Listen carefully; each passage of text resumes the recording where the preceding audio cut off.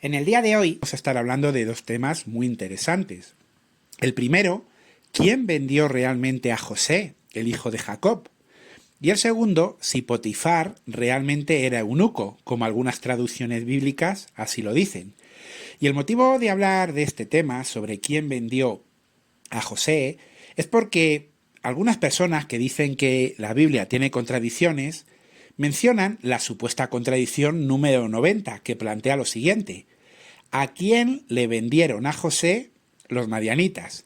Bueno, veis que pone midianitas, pero es que en algunas traducciones, como Reina Valera y otras, en vez de madianita, lo han puesto midianitas. Pero a lo que nos interesa, la objeción, dicen, mirar, en Génesis 37, 28, ¿qué pone? Y como pasaban los madianitas mercaderes, sacaron ellos a José de la cisterna y le trajeron arriba. Y le vendieron a los ismaelitas por 20 piezas de plata. Dice, bueno, aquí se identifica que los madianitas sacan a José de la cisterna y lo venden a los ismaelitas. Sin embargo, en Génesis 37, 36 se menciona que los madianitas se lo vendieron a Potifar, el eunuco del faraón.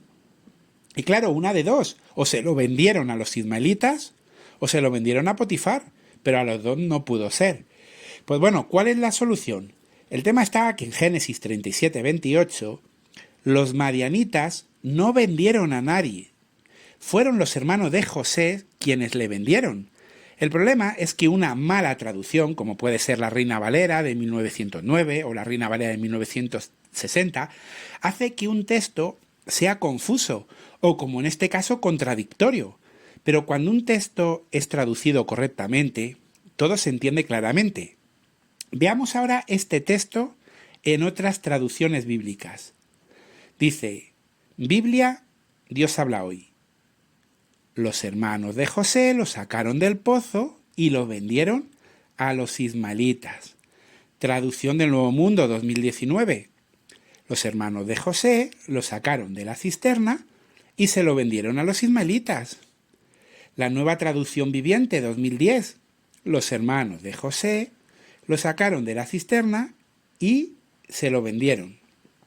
Claro, en estas traducciones vemos claramente que fueron los hermanos de José quienes le sacaron del pozo y le vendieron.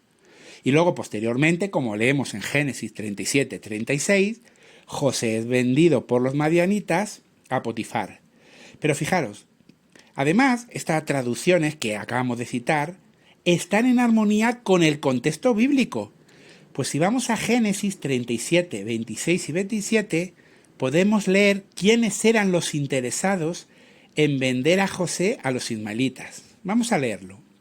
Génesis 37, 26 y 27. Dice, entonces Judá les dijo a sus hermanos, ¿y qué ganamos matando a nuestro hermano y manteniendo su muerte en secreto? Vamos a vendérselo a los ismaelitas y no le hagamos daño nosotros.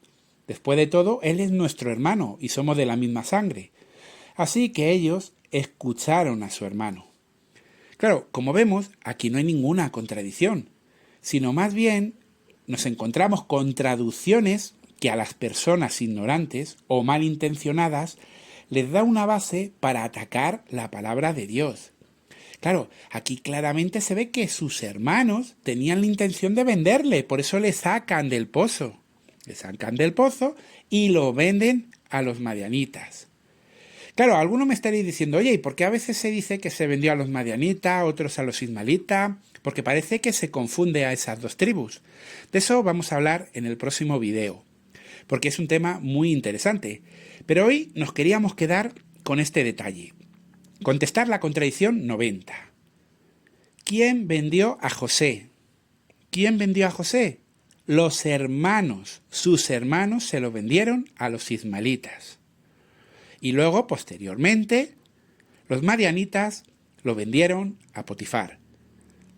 Lo que hemos dicho ya lo contestaremos la semana que viene. ¿Por qué si se lo vendieron a los ismaelitas en una caravana de madianitas, ahora resulta que son los madianitas los que lo venden a Potifar? No os preocupéis que lo vamos a contestar, porque está relacionado con la contradicción número 91. Pero ¿verdad que la contradicción 90, que es la que hemos analizado hoy, era realmente fácil? De hecho, es tan fácil que me parecía como muy poca cosa hacer un vídeo simplemente para contestar esto, como que no se aporta nada de enseñanza, es algo muy fácil, muy simple. Por eso me quería centrar con vosotros en un detalle. Si os habéis dado cuenta, en esta supuesta contradicción número 90, destacan que en Génesis 37-36, la traducción de los testigos de Jehová no menciona la palabra eunuco, sino oficial.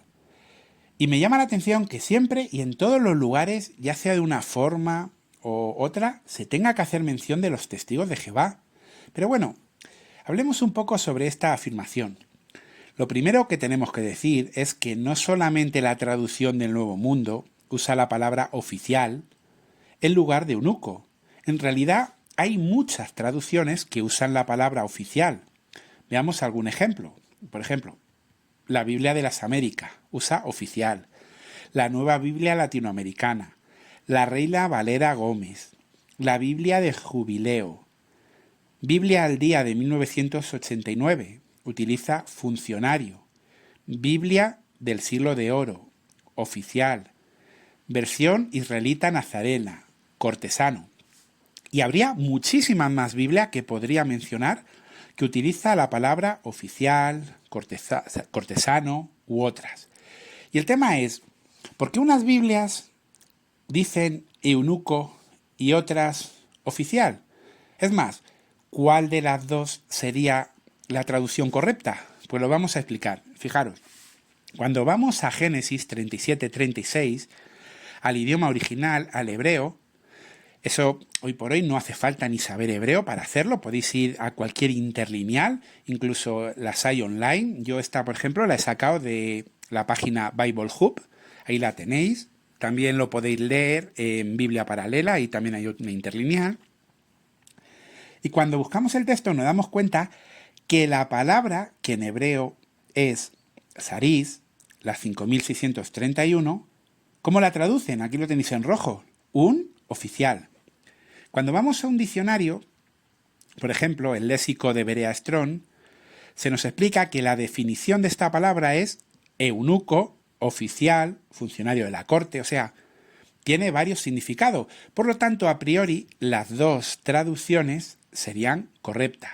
De hecho, se dice, el origen de la palabra deriva de una raíz que puede, ojo, que puede significar castrar o ser eunuco. Que puede, pero no siempre es así. De hecho, este mismo diccionario nos dice el uso que se le da a esta palabra y menciona: la palabra hebrea saris se refiere principalmente a un eunuco, un hombre que ha sido castrado, a menudo empleado en las cortes reales como funcionario de confianza o sirviente. En algunos contextos, también puede referirse a un oficial de alto rango o funcionario de la corte, independientemente de si físicamente era un eunuco. El término se utiliza para describir a personas que ocupaban puestos de influencia y responsabilidad, a menudo al servicio de un rey o un gobernante. Claro, como es el caso aquí de Potifar. Claro, cuando uno se da cuenta de la función que cumplía Potifar, ve que la palabra no la debe traducir como eunuco, sino como oficial. Y es muy interesante lo que nos menciona la obra Perspicacia para comprender las Escrituras. Dice, el título de oficial de la corte que ostentaba Potifar se ha traducido de la palabra hebrea saris, que significa eunuco, pero tiene el significado más amplio de chambelán, cortesano u oficial de confianza del trono. El oficial de la corte, saris, que tenía los hombres de guerra a su mando durante la caída de Jerusalén en 607 antes de la era común, era sin duda un alto funcionario del gobierno y no una persona castrada y privada de su masculinidad. Claro, nos da un ejemplo de saris empleado, aplicado a un funcionario de gobierno, que no eran eunucos. Y dice, sigue hablando la obra Perspicacia. De igual manera, Potifar era guerrero y jefe de la guardia de Cors, además de ser un hombre casado. Hecho que indica que no era un eunuco en el sentido usual de la palabra, no, era un oficial. Por eso hay tantas y tantas traducciones que lo vierten bien, como funcionario, oficial, cortesano. Por eso, cuando acudimos a una obra de consulta como el Perspicacia u a otras que podríamos haber acudido, nos lo explica que realmente él no era un eunuco. Y bueno, quería mencionar este detallito porque me llama la atención que siempre hagan mención de los testigos de Jehová para todo. Pero además resulta que cuando empezamos a analizar textos bíblicos en los que hay polémicas, que si este texto resulta que en griego viene así, pero en español lo han traducido así, o sea, siempre que hay una polémica con un texto, resulta que la traducción del Nuevo Mundo está en el lado correcto de la traducción, siempre. En todos los ejemplos que hemos analizado en este canal, siempre que hay una polémica que se puede traducir de una forma u otra, investigamos y vemos cuál es la correcta, la traducción del Nuevo Mundo siempre traduce correctamente. Y eso nos tiene que ayudar a valorar esa traducción, porque ha sido muy criticada por todo el mundo cuando en realidad, sin duda, a día de hoy es la mejor traducción que existe. Pero bueno, esto era un pequeño detalle que quería mencionar. No olvidemos el tema de hoy. ¿Quién vendió a José? Y tenemos que decir que fueron sus hermanos. Qué importancia tener buenas traducciones bíblicas, que no den a entender que fueron los madianitas, porque malas traducciones hacen que la palabra de Dios se contradiga entre sí y que la gente deje de creer en ella y se vayan al Islam, o peor, se hagan mormones y creen cosas raras de dioses alienígenas y diosas madres. Eso es lo que hace una mala traducción. Por eso qué importante usar una correcta. Y cuanto más estudiemos, más nos daremos cuenta de que la traducción del Nuevo Mundo es la mejor traducción que existe. Y gracias a ella, la palabra de Dios no tiene contradicciones, como ocurre con otras, entre ellas la Reina Valera del 60, Reina Valera 1909 y otras muchas más. Y bueno, pues hasta aquí este video. Un saludo a todos y que Jehová os bendiga.